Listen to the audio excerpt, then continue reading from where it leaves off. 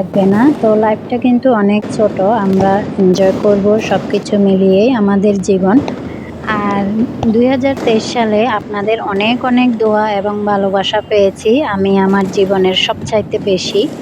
তো সবাই আমার পরিবারের সবার জন্য দোয়া করবেন। আমিও সবার জন্য দোয়া করি।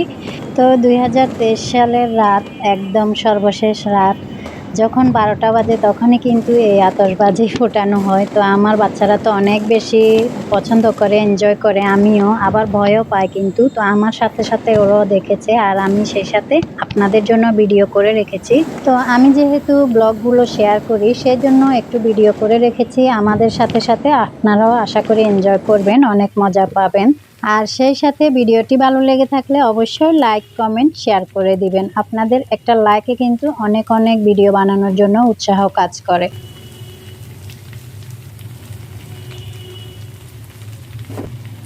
বছরের ১ম দিন একটু তো ভালো-মন্দ খাবো, তাই না? এটাই তো স্বাভাবিক। বাচ্চাদের আবদার পূরণ করতে আমিও চিন্তা করলাম বারবিকিউটা তৈরি করে ওদেরকে খুশি করে দিই। আর ওরা আমার হাতের বারবিকিউটা খেতে চেয়েছে, বিফ বারবিকিউ সাথে নান। আর বিফ বারবিকিউ তৈরি করতে গেলে তো অনেকটা সময়ের প্রয়োজন। সেইজন্য কিন্তু আমি আগে থেকেই আগের দিন গরুর গোশের সাথে সব মসলা ম্যারিনেট করে এটাকে একদম ফ্রোজেন করে রেখেছিলাম নরমাল ফ্রিজে। তারপরের দিন সন্ধ্যাবেলা আমি এটাকে তৈরি করে নিয়েছি, দেখতেই পাচ্ছেন। আর এই বারবিকিউটা আমি চুলায় তৈরি করেছি একটা ননস্টিক প্যানে। এটা কিন্তু খুবই সহজে করা যায়। যদিও আমি একটু পোড়া, পোড়া পছন্দ করি সেজন্য এরকমই কালার করেছি।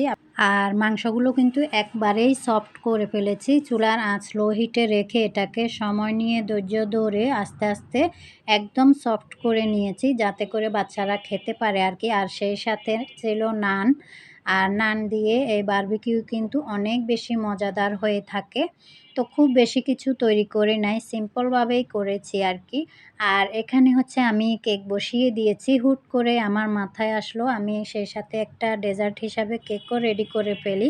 অনেকদিন যাবৎ বাচ্চারা বলতেছে 3 লেয়ার কেক বানানোর জন্য। তো এখানে আমি ছোট সাইজের আর একটা একটু বড় সাইজের বা মিডিয়াম সাইজের ২ চুলায় ২ টা কেক বসিয়ে দিয়েছি। একটা কেকের মোল্ডে বসিয়েছি আরেকটা স্টিলের একটা বাটিতে, যেকোনো বাটিতে বসানো যায়। যেহেতু 3 লেয়ার করব সেজন্য আরকি। তো অলরেডি আমার কেক কিন্তু হয়েও গিয়েছে। খুব বেশি একটা সময় প্রয়োজন হয়নি যেহেতু ছোট সাইজের কেক, একদমই ছোট। তো আমি কেকটাকে ঠান্ডা করে স্লাইস করে নিয়ে তারপরে এই যে ডেকোরেশন করে নিয়েছি। আর এটা খুবই ছোট একটি কেক, আমি কিন্তু ফিনিশিং দিই নাই। ভিউয়ার্স, এই কেকটা তৈরি করার উদ্দেশ্য হলো আরও একটা কারণ হলো আমার কিছু ক্রিম রয়ে গিয়েছিল। তো অর্থাৎ বেঁচে যাওয়া ক্রিম দিয়ে আমি কোনোভাবেই এটাকে ডেকোরেশন করে নিয়েছি। একদমই ছোট একটা কেক। আর আমি কেকটা তৈরি করতে, করতে ক্রিমগুলো আমি বাইরে রেখেছিলাম নরমাল হওয়ার জন্য। সেজন্য একটু গলেও গিয়েছে। তো যাই হোক, ক্রিম গলে গেলেও আর আমি তো কেকের ফিনিশিংও দিই নাই। যেরকমই হোক খেতে কিন্তু কেকটা অনেক বেশি মজার হয়েছিল। এত বেশি সফট হয়েছে বলার বাহিরে। আর ভিউয়ার্স, ২০২৪ সাল উপলক্ষে কি গিফট আসলো সেটাও একটু শেয়ার করি। এখানে একটা গিফট এসেছিল, যদিও আরও কয়েকদিন আগে এসেছে। আমি আপনাদের সাথে শেয়ার করব সেই হিসাবে আর খুলি নাই। তো আজকেই আমি এই গিফট বক্সটা খুলে নিয়েছি আর সেই সাথে আপনাদের সাথে শেয়ার করব সেইজন্য আরকি। তো আমার বাচ্চারা তো অ্যাঞ্জেলা, আদিবা খুবই এক্সাইটেড। মানে অনেকদিন যাবৎ বলতেছে, আম্মু এটা খুলেন, কি আছে দেখি। ওরা এরকমই কিছু একটা দেখলে এটা মানে খোলা পর্যন্ত ওদের শান্তি নেই। তো আজকে ফাইনালি খুললাম। তো দেখা যাক, আমার সাথে, সাথে আপনারাও দেখতে পারবেন এখানে কি গিফট এসেছে। আর এরকম ছোটোখাটো গিফট বা বড় হোক যেকোনো গিফট তো গিফটেই সবসময় আসে। আমার হাসব্যান্ড যেহেতু বিজনেস করে সেইজন্য ওর ফ্রেন্ড বা যে কেউ কোনো প্রতিষ্ঠানের মালিক দিয়ে থাকে। তো সবসময় তো শেয়ার করা হয় না। যেহেতু এটা ২০২৪ সালের ১ম ব্লগ সেইজন্য এই গিফটও সেই উপলক্ষেই এসেছে। তো সেই সাথে শেয়ার করা আরকি। ওয়াও! খুবই সুন্দর একটা গিফট, তাই না?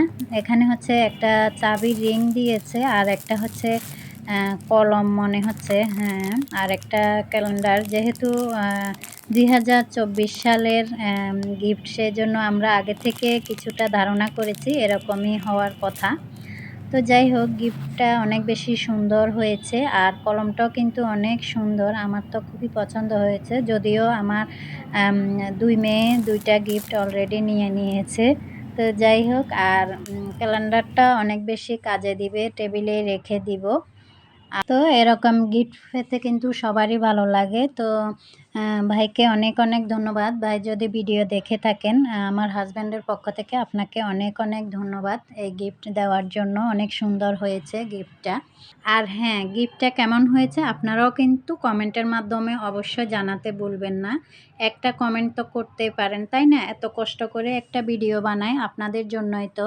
যা কষ্ট করার আমিই করি। আপনাদের কাজ হলো শুধু ভিডিওটা দেখবেন আর একটা লাইক দিবেন আর একটা কমেন্ট করে দিবেন। ভালো হোক, যেরকমই হোক, আপনার কাছে যেরকম লাগে সেরকমই একটা কমেন্ট করে দিবেন। আসলে এত কষ্ট করে একটা ভিডিও বানাই, যদি আপনারা কমেন্ট না করেন, লাইক না দেন বা ওয়াচ না করেন, তাহলে কিন্তু পরবর্তী ভিডিও দেওয়ার কোনো আগ্রহই থাকে না। আমি বকবক করলাম, খালি ভিডিও দিয়েই গেলাম, আমার ভিউ হলো না, লাইক আসলো না, এতে করে আমার কিন্তু ভিডিও দেওয়ার কোনো ইচ্ছেই থাকে না। মনে হয় যে ভিডিওটা কেউই দেখলো না, শুধু, শুধু কষ্ট করলাম, এরকমই মনে হয়, তাই না?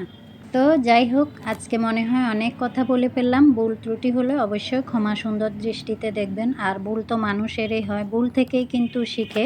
সবার জন্য শুভকামনা রইলো যেন ২০২৪ সাল খুবই ভালো যায়, সেই কামনাই করি। আজকে এখানে বিদায় নিচ্ছি। আল্লাহ হাফিজ।